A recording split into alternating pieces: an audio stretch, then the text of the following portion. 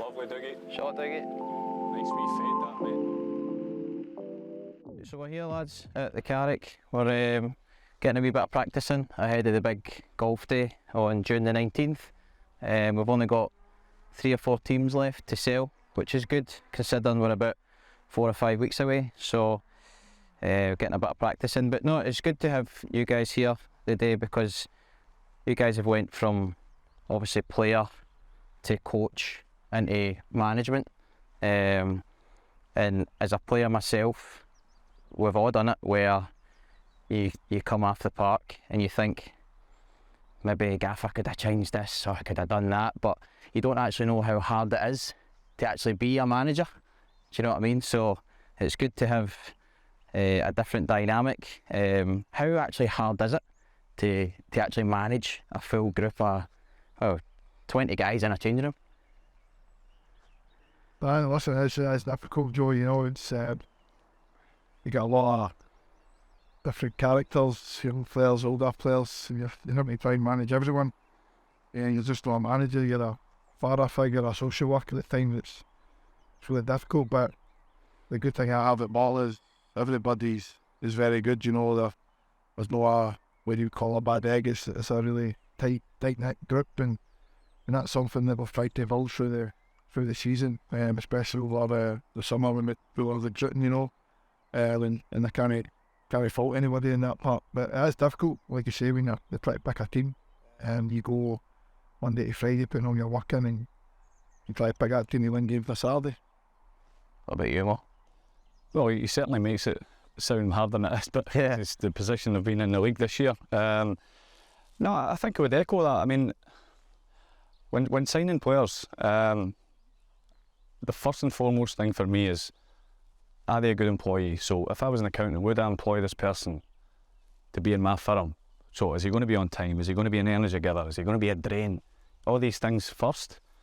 And obviously they need to be able to handle the ball, etc. But I would just say that the prerequisite for me in football is, what kind of teammate are you going to be? And I could see with Dougie's set up down at Morton that he's surrounded himself with good people, and you see with the results, it's they've had a fantastic season. So yeah, I would say that's the main thing I would focus on from the management side of things.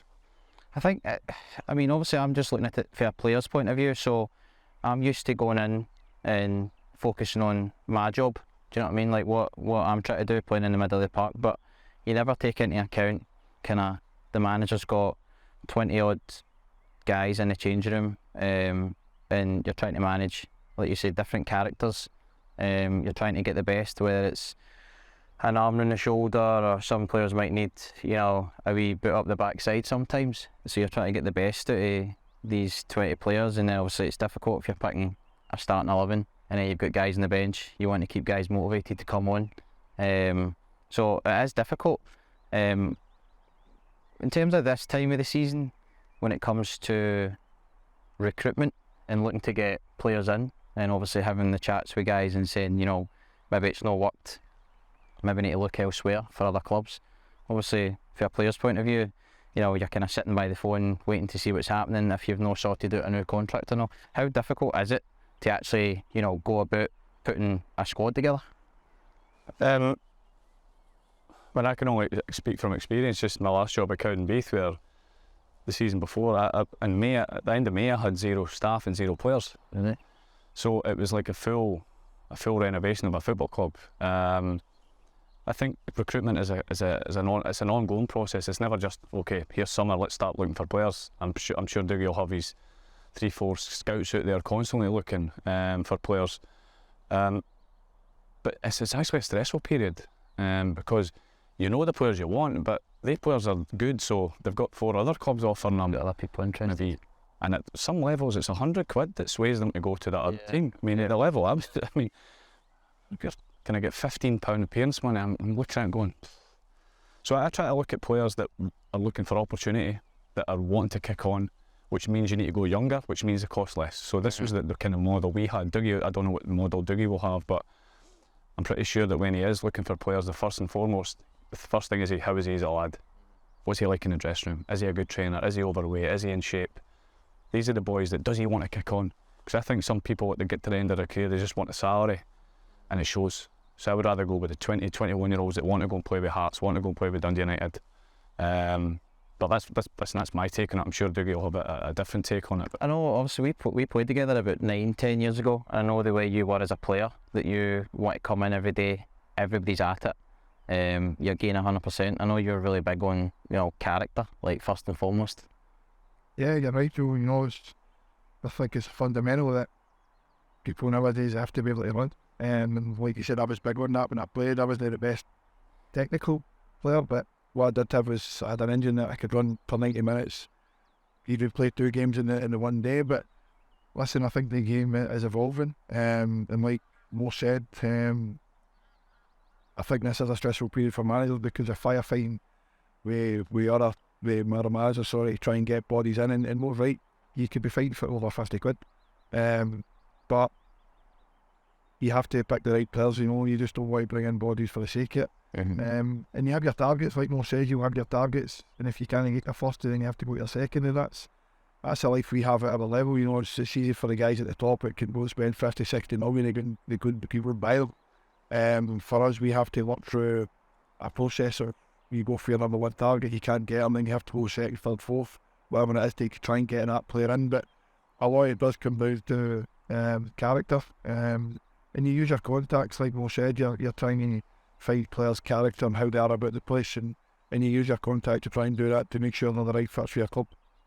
And I know that, obviously at Morton, you will have a set date that he's come back for pre-season. So the ideal scenario is, you've got your list of targets, you go out, you get every one of them, and everybody's back for the first day of pre-season. But it doesn't work like that. You might be coming back with, 14, 15 first team players, and you're still looking to organise training sessions, you're organising friendlies, you're trying to get players in. You might still have people there that are looking to go out maybe on loan or only going to fit what it is that you want to do, or guys that are wanting to move on to other teams. So you're trying to juggle all of these things, so it's difficult.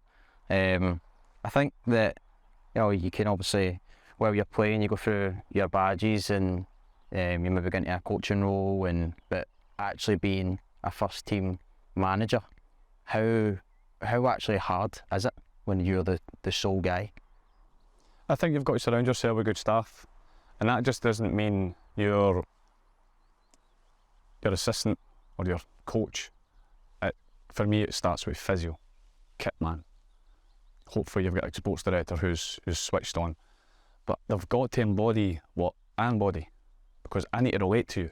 So if you're going to be turning up late and you're looking like you're just lying on a couch all day, we're going to hear still going to work. We're going to have issues. Yeah. So I'm very, very meticulous of how I bring in staff, because it's like signing a player. It's the same thing, because I can't be saying to a player, right, we're on time, wear the same socks, no caps walking into a stadium, no AirPods walking into a stadium. You can put them on when you're in a dressing room, but if I've then got staff that are doing the opposite, then players will, but he's doing it. So you've got to keep that, how would I say, non-negotiables, and it's all about being a good person. Whether you're going to put it in the top corner or not, if you're a good person, you've got half a chance. And I think it's vital as a manager that you've got to be able to delegate as well, because if you don't, you end up getting stressed out and you become less productive. I always found that when you're between the white lines, that's your easy bit.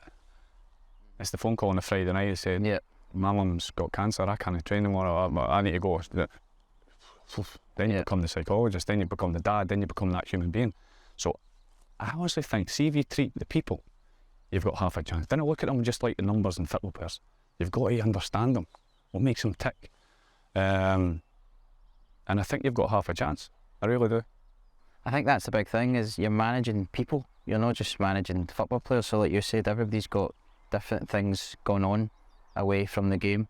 And that's one of the things that back Onside have been amazing for. I mean, I think in the last 5-6 years, we've worked with over 500 players alone. And from a manager, it's obviously good to have you guys here, because you can talk through the manager's lens. I've never been a manager, so I couldn't comment, but trying to actually manage all those players and staff who've got stuff going on, it's like you said, you're constantly trying to put out fires just all the time, and then you're trying to get a team on the pitch who are going to work hard, play the style of play that you want to play. And like you said as well, you're trying to get these guys to have all the good habits, which people look at and go, oh well, if I'm 5 minutes late, it's not really that much of a difference, but it all adds to, that is a big difference. It all adds to the bigger picture.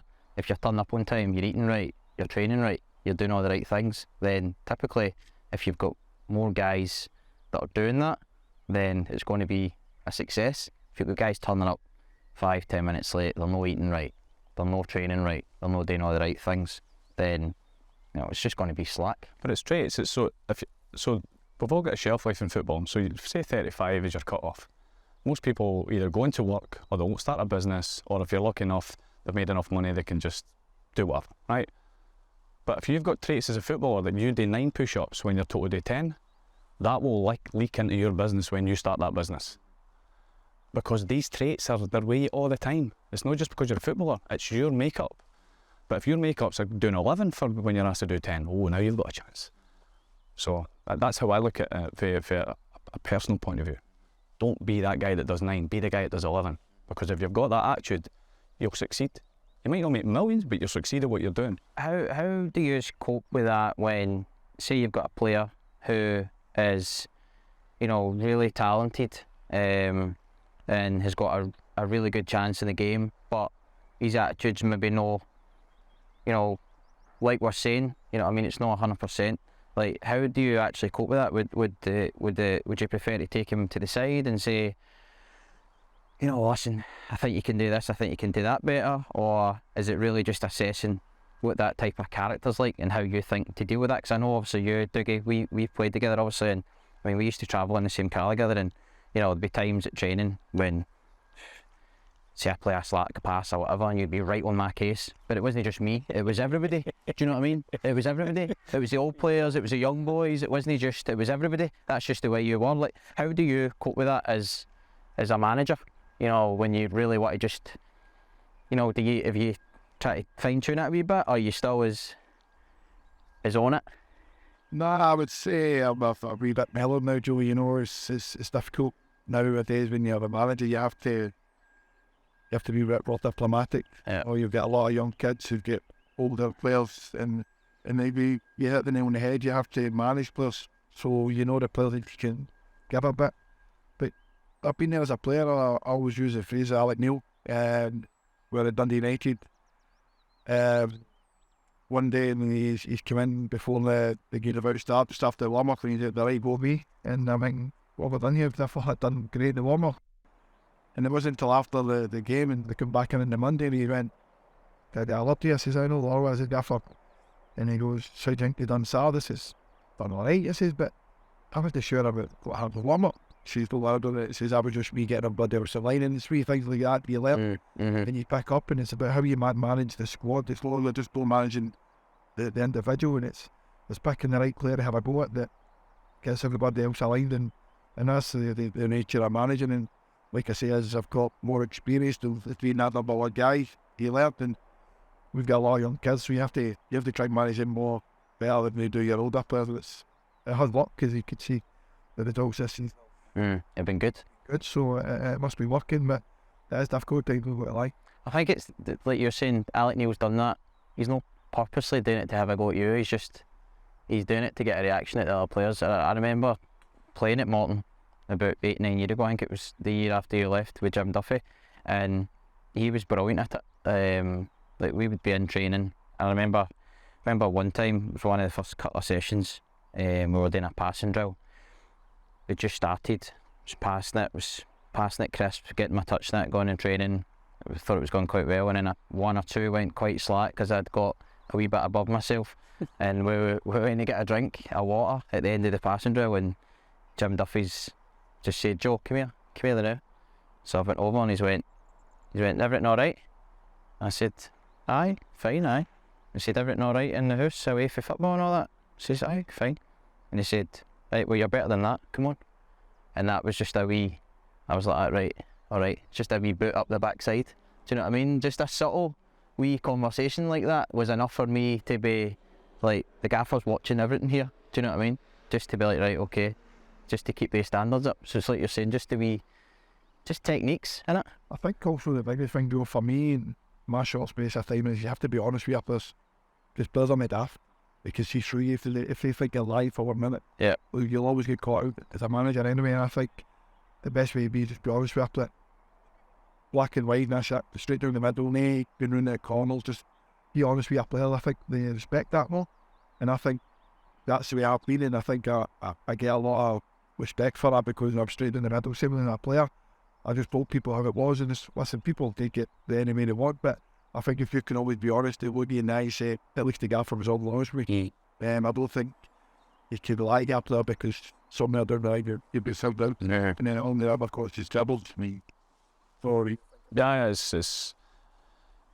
I always think you've got to treat your players like you treat your kids. You know, you can only be up front with them. You can only show them the best path, but ultimately it's up to them to implement what you've asked, or it's up for them to make that run or match that runner or whatever.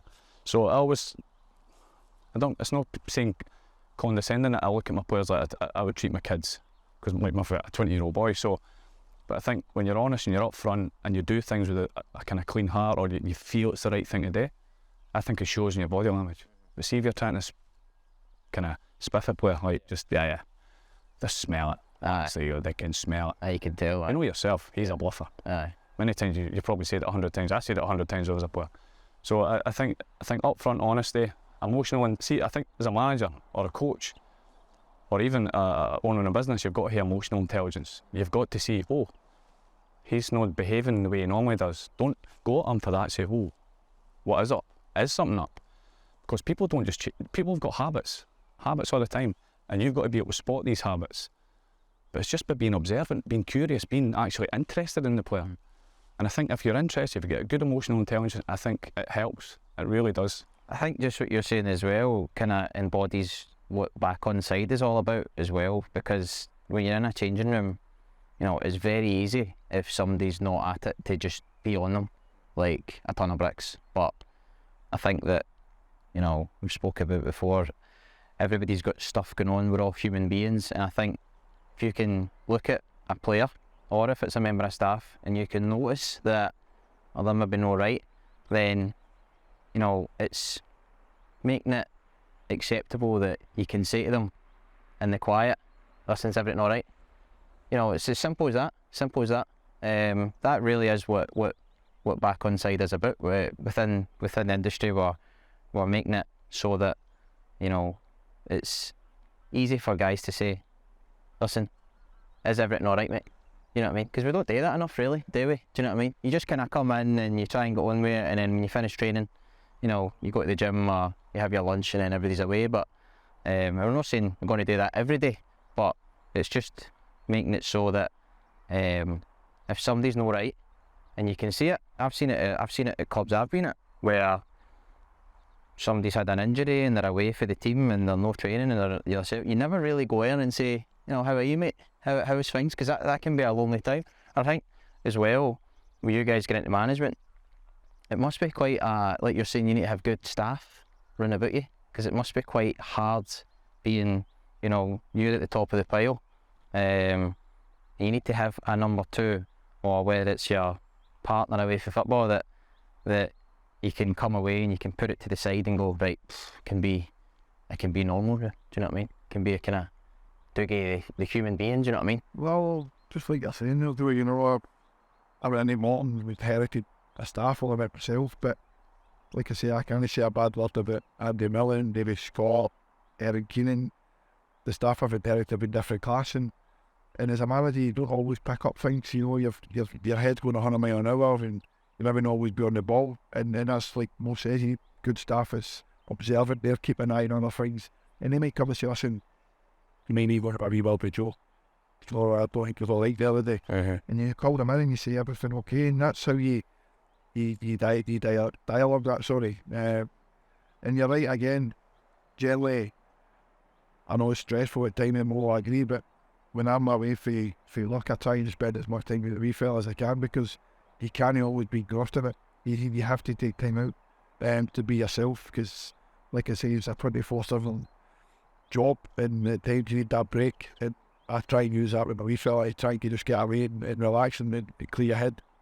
And that's why it's good to have days like this where we come out and play a bit of golf and get a chat, and just try and kind of take your mind off it for at least a few hours. Aye. Have to. Right, go and finish these putts. Perfect. I just fixed your divot by there. Is it? Thanks. I think I've left mine in the I'm going hang. to fix this. Or I'll be getting into trouble for the Carrick.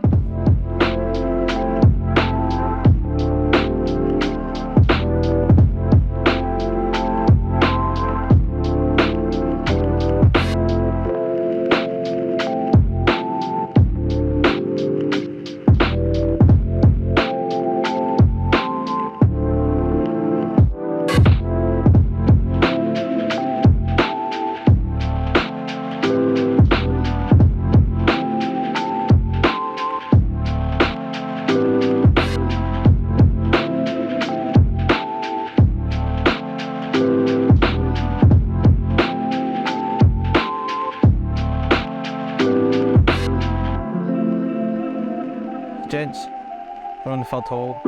Golf's been alright so far, but we need to get better for the big golf day coming up, June the 19th. As I said earlier on, we've got about 3-4 teams left to sell, which is amazing considering we're still 5 weeks away. But I think it's really important that we talk about how important these events are for Back Onside, because as we've said before, Back Onside doesn't get any government funding or anything like that. It strictly works off donations and fundraising and events like the big golf day in June. And I think it's really important to talk about the work that Back Onside do. As I touched on earlier, over the last 5-6 years, we've obviously worked with over 500 players, and I know that we've got partnerships at clubs like Hibs and Ross County, obviously at Dumbarton, where I've seen firsthand the work that Libby does behind the scenes. I think it's important that clubs know, players know, staff, that Back Onside is there if you want to talk to someone out with the club as such, because sometimes it's good just to have a kind of outside voice to speak to. I know that it's sometimes when you have psychologists or whatever that work at clubs, it's obviously amazing that clubs are doing that, but sometimes as a player you can be like, I don't know if I want to go and say, because is that going to hinder me from Saturday, which we'd all like to think isn't going to be the case. But no, we're Back Onside. I think it's just important that obviously you guys know firsthand as well, with Libby, the work that's done kind of behind the scenes. I think we'll maybe try and get a wee chat, Morton, see if we can try and get in and help out. I don't know if Libby's been around about any games or? Yeah, I think so. But just what you're saying, Joe, I think more can be done for the clubs in Scotland to certainly to help it be more promotive. I think the work you do is terrific in days like this, and the golf day in the 18th of June are very thankful for myself anyway. I can really thank you for inviting me along, but I think a lot more can be done in the Scottish game. We try and help you out there a lot more. Yeah, I mean, you're saying this, you've helped 500 players. That's the 500 that have had the kind of security or to come forward. It's what about the other 500-600? So I think it's important that you do raise awareness. I mean, we're giving up time to come here. That's it. Yeah. And if we can help raise awareness, then we absolutely will, and hopefully bring in more people to do it. But in football, there's that masculinity, there's that bravado that you don't want to be seen to be a weak link in the dressing room, etc. So it's as important that this message gets out there. I don't mean to be that guy, but it's all right to say, look, I'm struggling a wee bit here. Yeah. I've got financial issues. Because it could be anything. Yeah, it could be anything. Financial issues. Yeah. Something's happened in the house. You've been thrown out. You're sleeping on the couch, but you've always got to go to your work and say, oh, I'm normal. So I think it's amazing what the Libby's done, considering it's no government funded at all, and we can all do more. So I think the more events, the more awareness, I think this can really grow into something that's it becomes, you can't not take notice of it. And then hopefully it rolls on, it becomes government funding, and it's not just based in Scotland, it should be going UK wide and further afield. Yeah, definitely. Brilliant. Let's go, lads.